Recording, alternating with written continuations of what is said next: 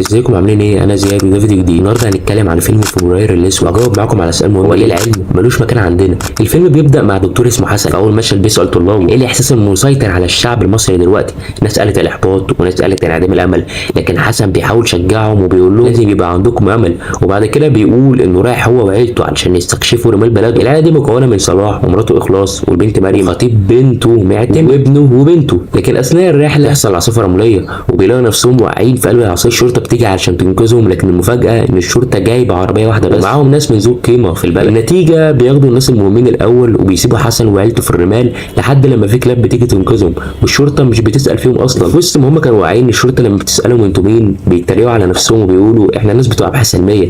المشهد ده بيوضح قد ايه مفيش تقدير لله. بعد ما بيرجع حسن شغله بيلاقي علم مصر بيرفرف على السطح فبيطفيه، ودي رمزيه قويه جدا. حسن هنا بيطفي الروح الوطنيه جواه، وبعدها بيجمع اهله وكل الناس اللي يعرفها علشان يقول لهم ان هم داخلين على مشاكل كبيره، مفيش امل في البلد. بيشرح ان في 3 منظمات مسيطره على كل حاجه.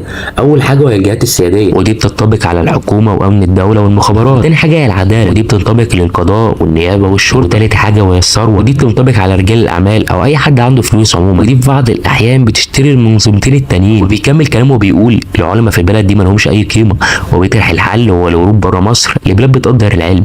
ومن هنا يبدا الافكار الغريبه زي اللجوء الجنسي، او حتى فكروا ان هم يالفوا كتب تهاجم الدين علشان ياخدوا لجوء سياسي. المثير ان حسن نفسه ما كانش عنده مشكله يعمل كده، كانت مشكلته الوحيده انه لو اتفضح هيتنفخ من كل الجهات، ودي حاجه انا شخصيا مستغربها. في الاخر بيقول لهم لو ما عرفتوش تهربوا لازم تندسوا وسط الفئات الامنه في المجتمع، وبيختم كلامه بجمله قويه: لو حد فينا قدر يخرج لازم يطلعنا كلنا، وعلشان نعمل ده لازم نتجرب من الوطنيه. وبعدها بيقرروا يسافروا على ايطاليا. بقى ندخل في مشاهد الاعلام. يروحوا القناه علشان يعملوا القناه. لما بيقعدوا المذيعه بتعلن خبر ضابط شرطه قتل الشخص قدام الاسم.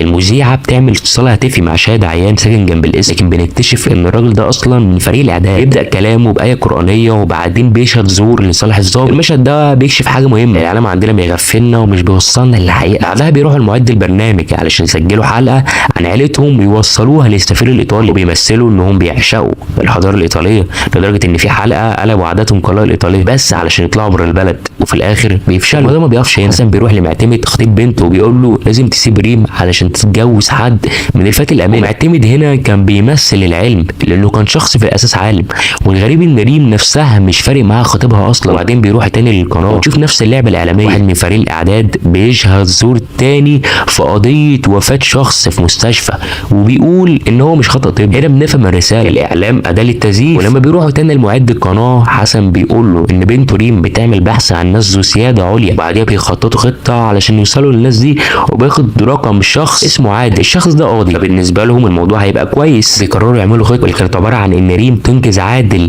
من عربيه تخبطه علشان يبدا بينهم تعارف، وفعلا الخطه نجحت في اول خطوه، ومع الوقت العلاقه بينهم بتقوى والكل بيحس ان في امل جديد، كأن العالم بدا يرفرف. عادل بيخطب ريم وبنلاقيهم بيحاولوا ياخدوا حقهم من الكافيه المشبوه اللي جنبهم. وهنا الفيلم بيرمز لحاجه مهمه جدا: الناس اللي بيدوروا على حقوقهم في بلد مليانه فساد حتى ابسط حقوقهم محتاجه وسايط. وسط الاحداث ديت بنعرف ان عادل قاضي شريف جدا بيؤمن ان القانون لازم يتطبق على الكل بدون استثناء، لكن لما بنعرف ان عنده لجنه انتخابات الوضع بيبقى معقد جدا، لان الجهات السياديه عارفه ان عادل مش هيقبل التزوير، وده معناه انه هيصطدم معاهم، والنتيجه عادل بيتفصل من القضاء بعد ما لبسوه قضيه اشاعات كاذبه. وهنا رمزيه واضحه جدا: عادل في الفيلم بيرمز للعدل نفسه، والعدل في الاخر انهزم قدام السلطه والفساد.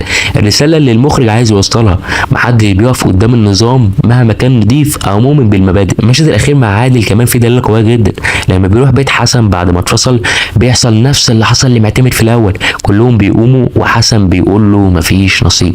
وهنا في رمزيه مره جدا: الامل اللي كان موجود اتكسر زي ما اتكسر العلم في بلدنا واللي هو كان معتمد، واي حد بيحاول يمشي صح نهايته يا عزله يا تدمير ممنهج. بعد كل المحاولات اللي عملتها العيله عشان تخرج من البلد يجي مشهد صادم جدا: بيشيلوا الصوره الوطنيه فيها الفراعنه محمد علي من على الحيطه ويحطوا صورتهم وهم متصورين في قهر وعنصريه. رمزيه المشهد دوت هنا بتقول ان الوطن خرج من قلوبهم تماما، وكل هدفهم بقى الهروب مش الاصلاح. تظهر فكره جديده: بيخلوا ابنهم عمرو يبقى لاعب كوره مشهور، لان لعيبه الكوره في مصر هم اللي بيتقربوا من الطبقه السياديه. يروح المعد البرنامج علشان يجيبوا لهم كابتن يدرب الولد. المدرب فعلا بيجي، واول ما بيدخل بيلاقي صور العلماء متعلقه، بيشيلها وبيحط صور الرياضيين مكانها. هنا الرساله واضحه برضه: البلد دي العلم مش هيوصلك لحاجه، اللي هيوصلك توصلها هو الشهره، حتى لو عن طريق لعب الكوره.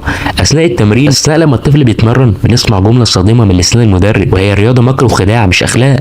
وفي الاخر الولد بيترفض لانه مش موهوب كفايه، لكن الامل ما بيخلصش. حسن بيجمع عيلته تاني، وسميه قريبتهم بتقول ان هي تعرف حد من الجهات السياديه، ومن هنا بيتعرفوا عليه وبيتخطب لريم. في اللحظه دي بيشيلوا صوره القهر ويحطوا الصوره الوطنيه تاني، والعالم بيرفرف في قلوبهم من جديد، وبيقفلوا الكافيه المشبوه اللي كان قدامهم، وكانهم بيحاولوا يرجعوا تاني للطريق اللي كانوا ماشيين فيه. بالواسطه عمرو بيرجع للفريق، والخط اللي في الفيلم اللي كان ماشي في الاول بيرجع يظهر. خطه انهم يخلفوا في الطياره عشان الولد ياخد الجنسيه اجنبيه، لكن كل ده بيبوظ وبينزلوا في دوله افريقيه بدل اوروبا. ومن هنا بيجي خطه جديده وهي اللجوء الجنسي، لكن زي كل مره الفشل هو النتيجه، وما يبقاش قدامهم غير الحل الاخير، يقطعوا حته من صباع عمرو علشان يعرف يشوط، وده لانه كان عنده مشكله في صباعه الكبير. وفي الناحيه الثانيه بنعرف ان طارق خطيب ريم ممكن يتفصل من شغله، وده لانه رافض يلفق قضيه لواحد بريء، بيقرر يخلصها بطريقته، بيحط زيت على السلم عشان طارق يقع ويتكسر وما يروحش الاسم اصلا، والخطه بتنجح. لكن المفاجاه ان هم بيخلوه يطلع على المعاش، ولما بيجي يزورهم بيحصل معاه نفس اللي حصل مع عادل ومعتمد، بيقوموا كلهم ويسيبوا حسن معاه، وحسن بيقول له انه مفيش نصيب. هنا الفيلم بيقول لك بوضوح مهما حاولت تمشي صح برضه هتتسحق. الكافيه المشبوه بيفتح تاني، والفساد بيرجع، والكل بيقرر يلعب على الناحيه التانيه. لكن حتى فكره الجنسيه الاجنبيه ما بتنجحش برضه، وكل الطرق بتسد قدامه. في النهايه عمرو كان بيكون معاه ماتش ضد تونس، بعد ما بيضربوا اللاعب الاساسي بالطوبه بينزل مكانه وبيجيب جون، ويبقى عنده علاقات مع وزير الشباب والرياضه ورئيس الوزراء. وفي نفس الوقت طارق بيرجع لشغله وبيتجوز ريم. رمزيه المشهد هنا رهيبه، السياده انتصرت، الشهره انتصرت، والعدل والعلم انهزموا.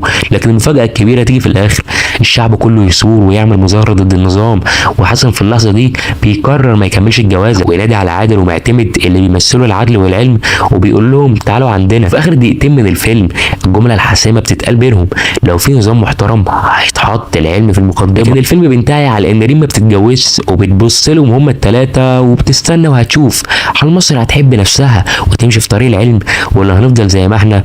والتكمله في حياتنا دلوقتي، احنا فعلا زي ما احنا، مفيش حاجه اتغيرت، كل حاجه بتمشي بالوسائط. غير السؤال الحلقه، ليه العلم ملوش مكان عندنا؟ لان النظام مش قائم على الكفاءه بل على الوساطه والسياده، لان الاعلام بيضلل والقانون بيتلوي، والعلماء مالهمش اي قيمه في منظومه بتحكمها السلطه والمال. لان النجاح عندنا مش في العقل، النجاح في الشهره او في انك تكون قريب من اصحاب النفوذ. وفي الاخر الفيلم بيقول لنا العلم مش غالي عندنا، ولا بيأمن لك مكان في بلد ما بتحترمش غير القوه والسياده. بس كده كان الفيديو بتاعنا، متنساش تعمل لايك وتشترك في القناه، عايزين نوصل 10,000 في اسرع وقت. اشوفكم الفيديو الجاي، كان معاكم زياد، السلام عليكم.